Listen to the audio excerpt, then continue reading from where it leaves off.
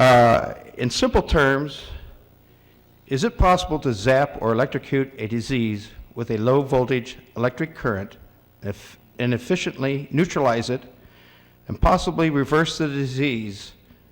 Dr. Robert Beck thinks so, and he's not the only one who does.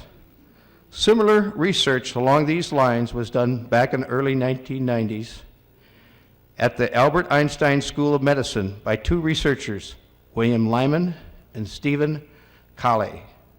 The headlines read, "Scientists say electric current may help fight AIDS." This evening, Dr. Robert Beck, described by many as a highly qualified and very astute physicist and researcher, presents a fascinating lecture on the subject. As to his background, he is widely known for his instrumentation of adulterated states, his development of state-of-the-art medical electrical stimulators, and his investigation of Tesla electromagnetics. Dr. Beck is a consultant to the Sandia Corporation and senior staff scientist of Irving Research Institute, and he is consultant to the U.S. Navy, officer of surface weaponry on the subject of ELF, that's electromagnetic field, that's what it means, detection. He has also designed and built extremely sensitive magnetometers for the Navy. Dr. Beck is founder and president of Monitor Electronics Research Corporation, an Alpha Metrics company, a firm manufacturing ethical biofeedback equipment. He owns the basic patents on low voltage electronic flash and several patents involving electrical optical systems. He is currently investigating psychophysiology and electromedical modalities. This is sure to be a most interesting program. Now please join me in giving a nice, warm, granatiform welcome to Dr. Robert Beck.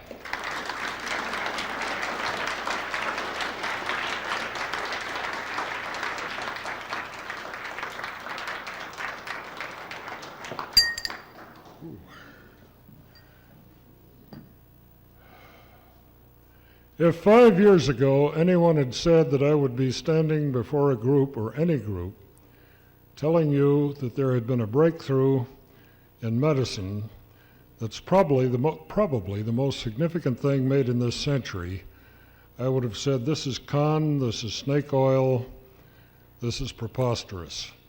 But for the last 5 years, I've spent my own money, no government grants, no research funds, no university funds, in investigating a thing which literally has proven to be the most remarkable thing for all diseases that I have ever heard of personally, and I've been in this field for about 40 years. Are there any medical doctors here tonight? Chiropractors? Health professionals? 1, 2, 3, 4. The reason I'm asking this is that I have a stack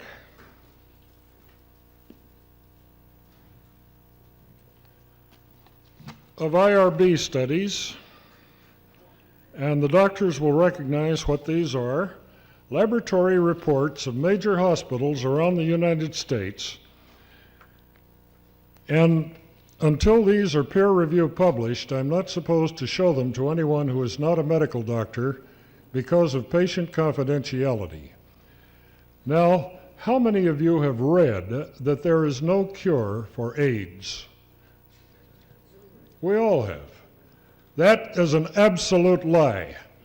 There has been a perfectly workable, 95% accurate cure for HIV and cancer and herpes and hepatitis and Epstein-Barr and about a dozen other incurable diseases, which was invented on March the 11th, 1990 at the Albert Einstein College of Medicine in New York City by a Dr. Kelly and Wymans. And what happened to this breakthrough, which is far more important than penicillin, antibiotics, anything you can name, it has been suppressed. And why has this information been withheld from you, which you can easily prove for yourself? Don't take my word for anything here, check it out. I found recently that the mob, owns about 51% of major pharmaceutical houses, as well as working the other side of the track with the illegal drugs from South and Central America and China. The medical cartels in this country will charge you from $50,000 to $200,000 if you have terminal cancer, and this is for surgery and chemotherapy and radiation and hospital care. And I think I have one prop here that I want to use now.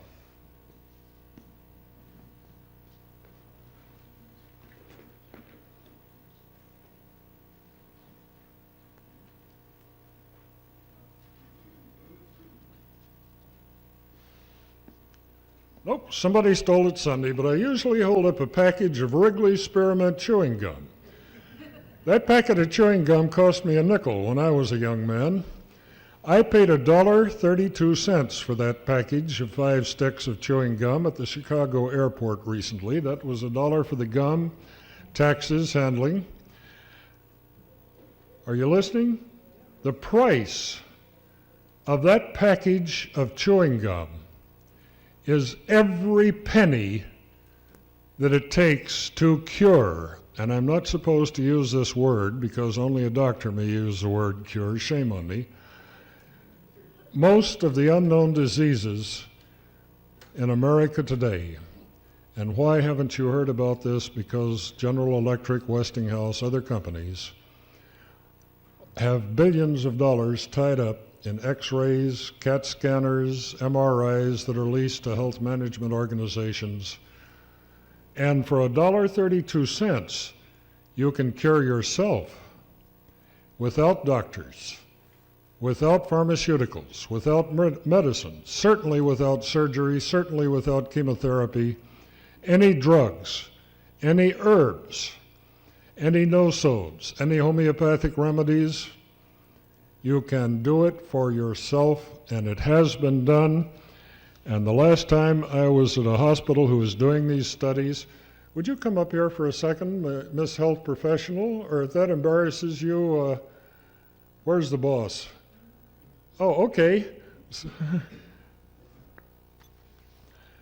People keep asking, why haven't they heard about this? Why aren't there hospital studies? There are hundreds of them. You probably recognize this laboratory. We're not supposed to say it out loud. Immunodiagnostic Laboratory, San Leandro. And these are PCR tests, polymerase chain reaction, the test that Dr. Kary Mullis won the Nobel Prize on in 1993. We started with a group of about 24 AIDS subjects in 1995. Their counts, this one was 573,982 on August the 30th, 95. This one was 418,000, etc. Now let's take one of these along. You're not supposed to mention the name, although this chap came forward and said that I may use this information in any way. At this date, August the 11th, 1998, he had only about 3,063 particles of HIV in his blood.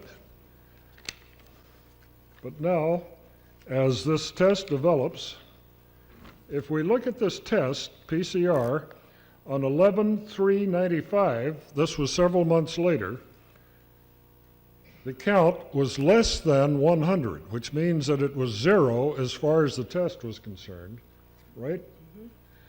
We have 1.5 stacks, thank you very much, of these reports where every single one of these full-blown AIDS patients, every single one, although many of them were on life support, many of them required attendants to lift them from the bed onto the potty. These people are symptom-free now. Every single one of them is back at work. Not one of them has the symptoms of AIDS. So when you read in your newspaper, the baseball game this Saturday, the proceeds will be donated to a search for AIDS. That is an absolute lie.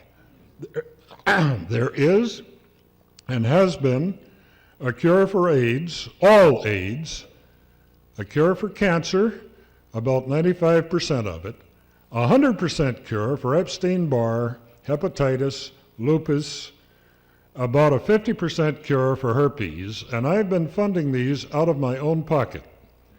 I have absolutely nothing whatsoever for sale. God has been exceedingly good to me. I think I'm going about my Father's business here, and I'm paying for it myself, and I am giving it to the world. Thank you, Ivan. I see several old friends in the audience. Ivan and I were quite close when I was co-chairman of the Psychotronics Association and the Dowsers and pretty kooky gooks, things like that. But we go in our paper, which is available back here for our Jane is standing up, the blonde young lady. She has the papers. The only thing I'm doing is getting my Xeroxing money back for having printed these up and not charging a penny for the $85,000 worth of research. The paper is entitled, are you ready for this? Take Back Your Power. Here it is again, take back your power.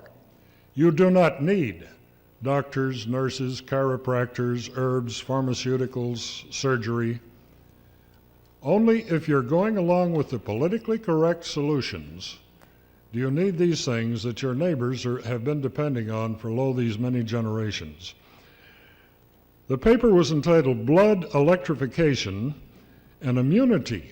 That means immune system restoration with microcurrents.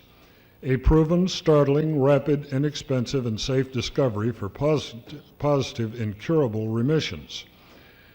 Now, we found that this information has been suppressed. The doctors who discovered this, and let me tell you about the discovery. In 1990, they put a couple of small platinum wires into a petri dish that contained highly infected human blood. And the infection here was a very, very strong dose of HIV, which is supposedly the cause of AIDS. They found that if they had when they had electrified this blood, the HIV could no longer attach to any receptor sites in the blood. That means the CD4, the T cells, helper cells, could not be infected by the HIV. Your paper's free, Wayne. Oh, okay, thank you. Now, they predicted in an article which is in your paper, you don't need to take any notes tonight, the only mention of this incredible discovery was in Science News, March the 30th, 1991, page 207. And don't ever get old, you'll need these. Shocking treatment proposed for AIDS. And it tells about how these two doctors had given a paper on this process. William D. Lyman and his colleagues, the research team at Albert Einstein, their experiments described March 14th in Washington, D.C. at the first International Symposium on Combination Therapies showed that the shocked viruses lost the ability to make an enzyme crucial for their reproduction and could no longer cause the white cells to clump together. Two key signs of